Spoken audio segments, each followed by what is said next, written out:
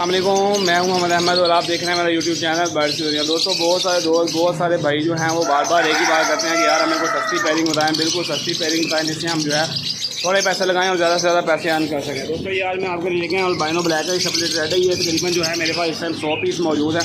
अगर कोई भाई कोई दोस्त जो है वो लेना चाहता है मैं इससे कॉन्टैक्ट करे, बहुत ही मुनासिब कीमत में दूँगा।